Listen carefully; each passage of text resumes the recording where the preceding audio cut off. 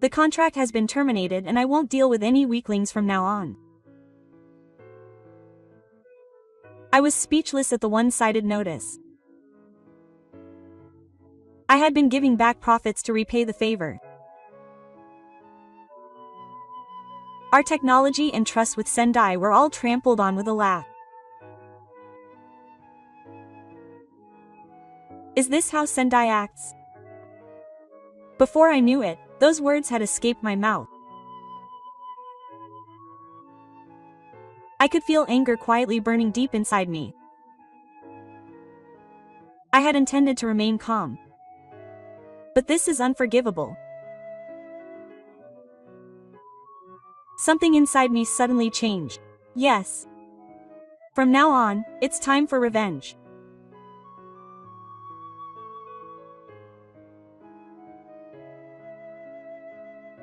My name is Nozaki Keiko. I inherited the town from the governor. I am the president of Nozaki Seisakusho. It's a small company with about 20 employees, but thankfully it has a fairly good reputation in the industry. The reason for this is the technology we have honed over the years, and the existence of a patent for a certain processing technology. The patent is known for its structure that improves the quality and durability of parts, and now it has become known as that Nozaki Manufacturing Company. However, things didn't go smoothly from the beginning. When I first arrived at the company, there was no work and no money, and management was always a tightrope walk. There were even days when we were pressed to repay our debts and opportunities were cut short.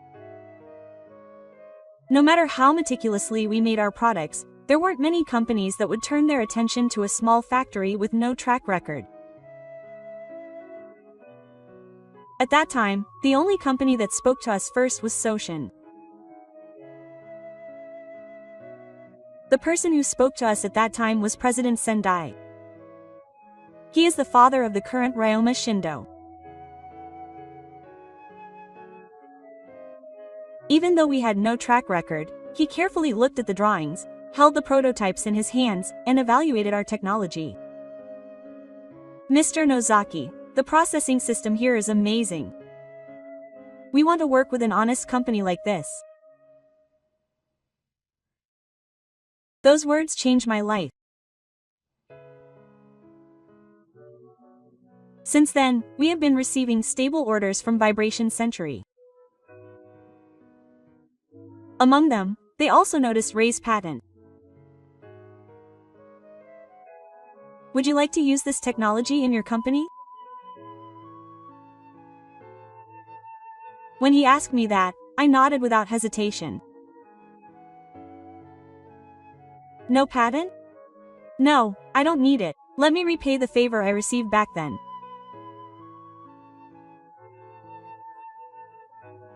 Then Sendai smiled quietly and said, then let me add some information as proof of our trust. If we unilaterally terminate the transaction before the contract period is up, you will be paid in full for the patents up to that point. What do you think? That contract isn't just a piece of cake. For me, it was a sign of trust and determination.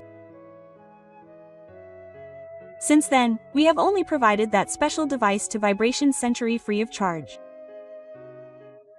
Furthermore, we have continued to trade with Sendai, even if the cost of materials has gone up or the number of processes has increased, by always returning profits to them in order to repay Sendai. However, when Sendai passed away, his son, Shindo Ryoma, took over. He looked similar to Sendai, but he was a completely different person inside. From the first time we met, I could tell that he had an unnatural attitude.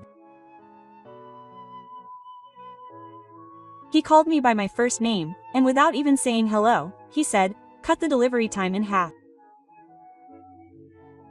And reduce costs by 10%. It was an unreasonable request. When I asked him why, he just laughed and said, it's ridiculous that a company of our size can't do that. He didn't respect the inheritance from his father, and he didn't know our circumstances, but he tried to push through with his own logic.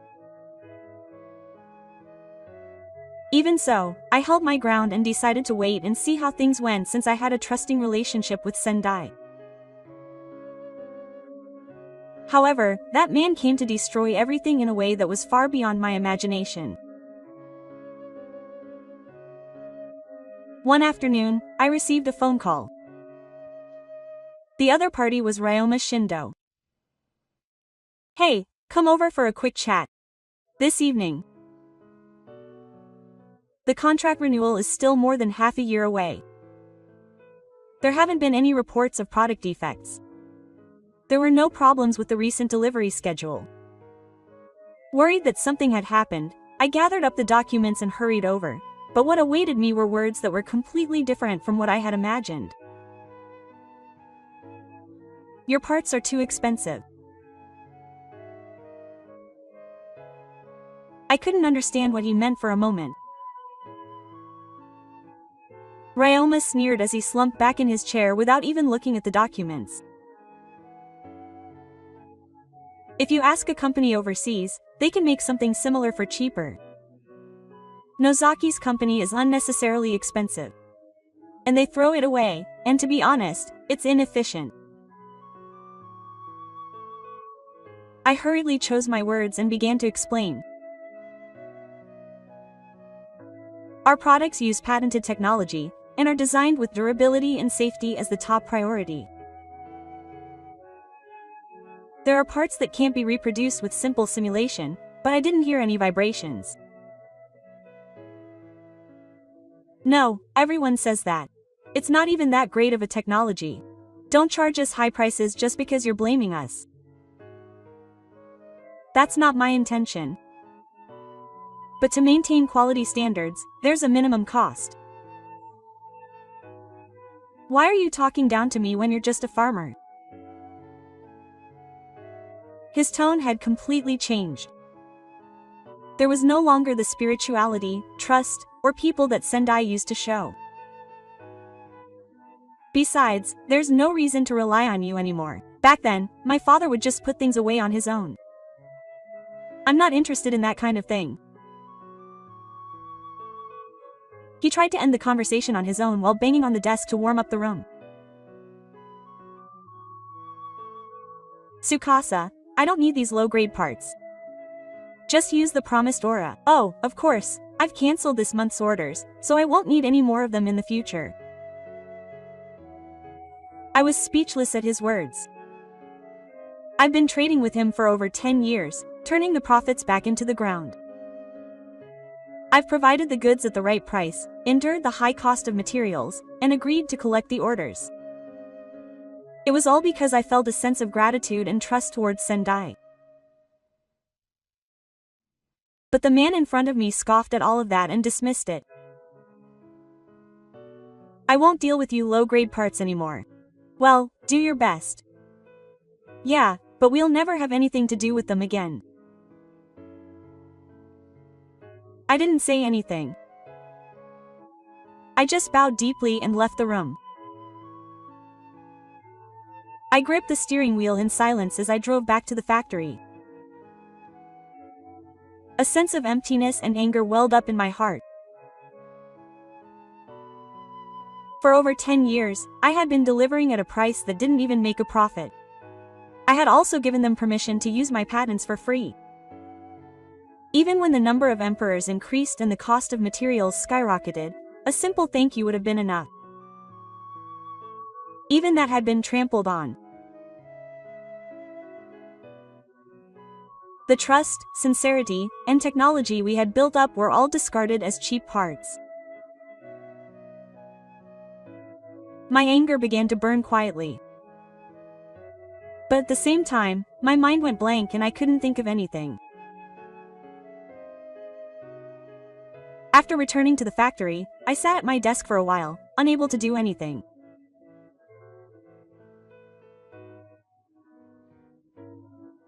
The conversation from earlier replayed over and over in my mind. Quote, "I don't want to be a cheapskate. Those words echoed in my head over and over, and I couldn't think straight, but when I looked out the window, I saw an employee inspecting parts, covered in sweat.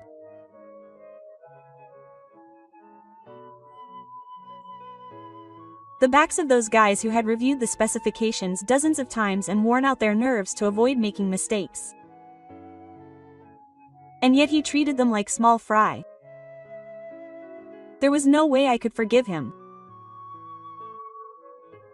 As my anger slowly began to take shape, a phrase suddenly came to mind. In the event that the deal is unilaterally terminated for the convenience of the music company before the end of the contract period, the company will be able to claim all past patent royalties in one lump sum. That was the information I had exchanged with Senyo. I pulled out the old contract from the warehouse and read the relevant civilization over and over again. The expiration date was still ongoing. It was clear that the conditions were met. I immediately contacted the legal counsel. I explained the situation and asked the lawyer to confirm whether it was legally possible to claim patent royalties. He said clearly, "No problem. We can legally claim all at once based on the contract." It felt like the light had opened before my eyes. There was no need to endure it in silence. We still had the right to have the technology and trust we had built up properly evaluated. I immediately started preparing. Creating the billing documents. Organizing the past delivery records. Depositing the patent royalties. There was a mountain of work to do, but strangely enough, I felt energized. But I didn't stop there. In fact, I had been approached by someone asking to use this patented technology up until now. But each time, I had refused. In order to maintain my relationship of trust with Tendai, I had not released it to anyone. But now, it was different. I approached a company that I was particularly enthusiastic about, a mid-sized manufacturer that handles heavy machinery parts. I said, if they still need it, I would like to make a formal proposal. The other party's response was quick. The technical department immediately asked specific questions, and an online interview was also held. During the interview, I frankly explained the strengths of Nozaki Masasakusho, our past achievements, and the value that this patent would create. A few days later, the other party's manager said to me, "Mr. Nozaki, this technology is exactly what we were looking for. Can you please sign an exclusive contract?" At that moment, all the tension that had been building up inside me disappeared.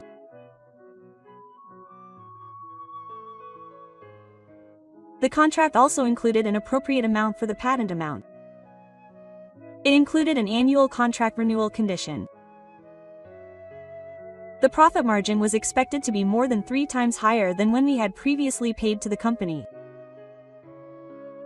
Far from being a permanent loss, it would actually be an opportunity for new growth. Thinking about that made my shoulders feel lighter. I laughed quietly. It was them who trampled on my trust. Then I would make them accept the full price. This was where the real challenge began. Several weeks had passed since I made that decision. In the meantime, I heard from clients that there had been ongoing confusion in the company's cars. Apparently, after terminating the contract with us, they had officially introduced parts from overseas. However, the quality was terrible. Poor dimensions, poor welding, and broken parts. Each time, delivery dates were pushed back and product problems occurred one after another. As a result, complaints were pouring in from the companies they imported, and the workplace was in a state of panic. Apparently, Shindo panicked and contacted other domestic manufacturers one after another. However, they had all been turned down. It's impossible at that price.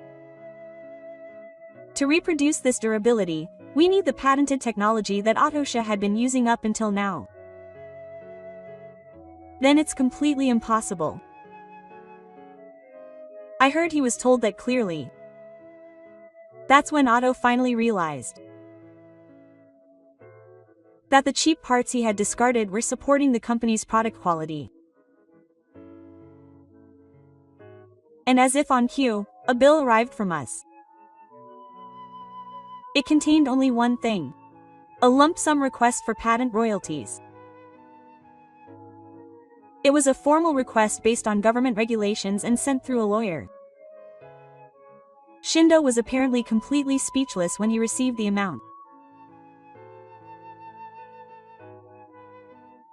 And that evening, my smartphone started to ring loudly. The incoming call displayed the name of Shindo Ryoma.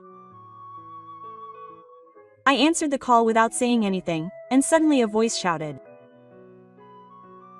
"Hey, Nozaki. What's this?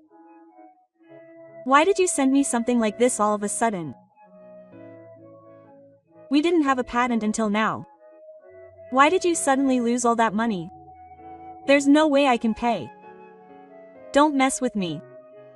The voice was rough, but it also sounded somewhat confused. I took a deep breath and answered in a calm voice. "It's as stated in the contract.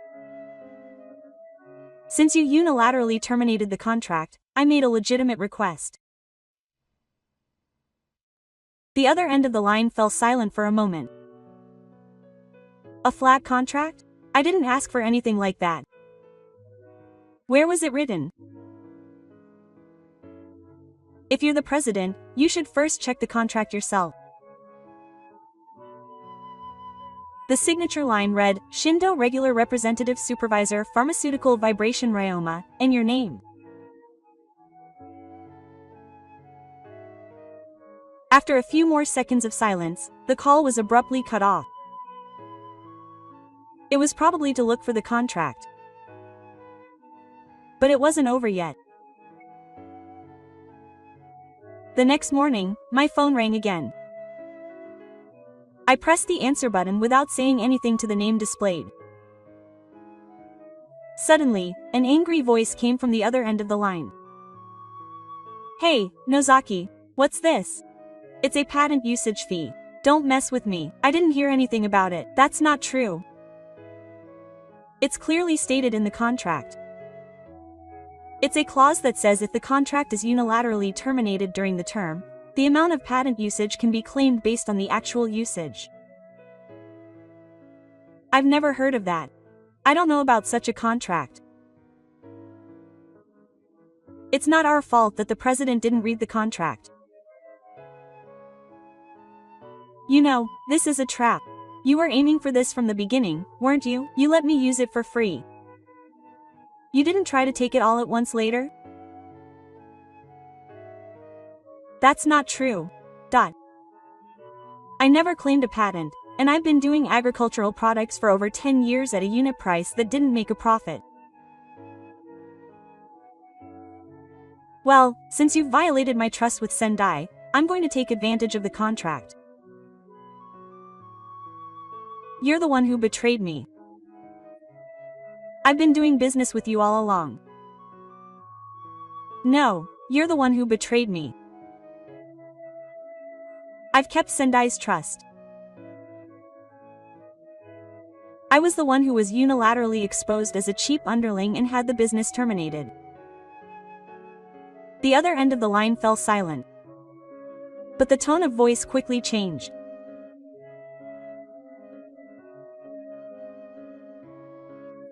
There's no way I can pay that amount. We're already in the red and can't keep going. That's part of your management decision. I'll proceed with the legal process. Wait a minute. If we pay that amount, we'll go bankrupt. You'll be in trouble if that happens. I won't. I'm just acting based on the contract, not my personal feelings. Then let's go back to the contract. Let's forget about that and go back to the way things were. We've reflected on what happened, and we'll do it properly. Just like before. Hey, I'm counting on you, Nozaki. We need you too. Your parts are of that precision and no one else can do it. I understand now. So let's go back. I answered quietly after staying overnight. It's too late now. I could hear someone's voice on the other end of the line. It might have been Shindo trying to shout something, but the words never reached me. Silence continued for a while on the other end of the line. He held his breath as if he wanted to say something, but after a while his tone of voice changed. Then I understand. It's money, right? You just have to pay. I'll buy it for twice the price of the parts before. No, even 3 times as much. If you can deliver it to me again, it'll be better than paying a patent fee. Right? His desperation made my mouth twitch involuntarily. But I answered calmly without emotion. I'm sorry. Our technology is currently under an exclusive contract with another company. Talented products are impossible. At that moment, a stifled voice leaked from the other end of the line. You're kidding me, right? No, that's not right. Does that mean you can't supply me anymore? Yes. We're also operating based on a formal contract. So what should we do? The overseas parts are so rickety that they're unusable. All domestic parts are refusing. All our customers are pissed.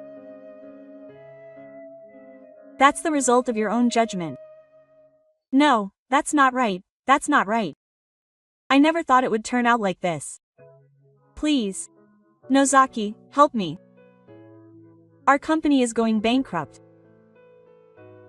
I closed my eyes and exhaled deeply. What was it that I really needed to protect before that happened to you? I should know now. Shindo couldn't say anything in response to those words. There was silence for a while, and the next moment, a deafening scream rang out.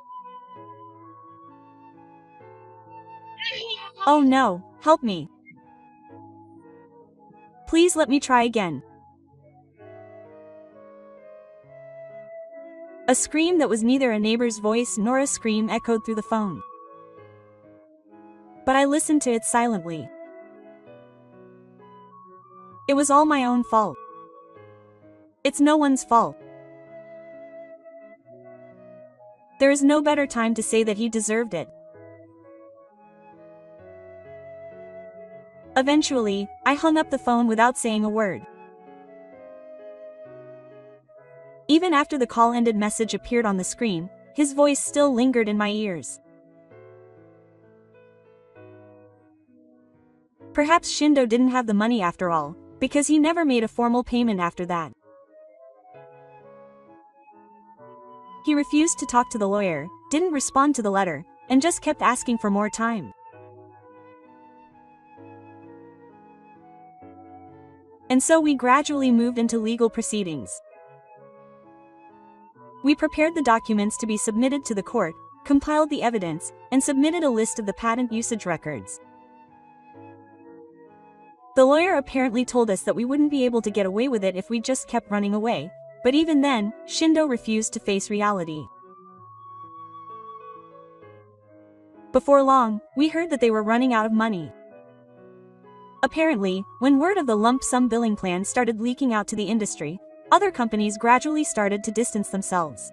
We couldn't have anything to do with a company like that. It was the punishment for cutting technology and saving money. Transactions were suspended, trust was lost, and payments were delayed. The chain of events collapsed, and in the end, they quietly went bankrupt. That Shindo century disappeared from the corner of the industry. There was never a single word of apology. All I could hear was the family falling apart, silently. Meanwhile, as for my company, since then, exclusive contracts with new business partners have progressed smoothly, and management has stabilized. In fact, the quality of our work has been evaluated more than ever before. Nozaki Seisaku's office is trustworthy after all. I've been told more and more that our response was reasonable. Even so, I didn't feel elated. I was proud that I had protected the one thing I had to protect. That was all I was proud of. Including the contract, the value of the patent, and the repayment of my debt. That was a promise I made to Sendai. I suddenly looked up at the sky and muttered softly, "I'm finally done." It takes time to realize trust. But it can be broken in an instant. And those who betray trust will eventually be abandoned by trust itself. I quietly engraved that fact in my heart. Thank you for watching until the end. If you enjoyed it, please subscribe to the channel.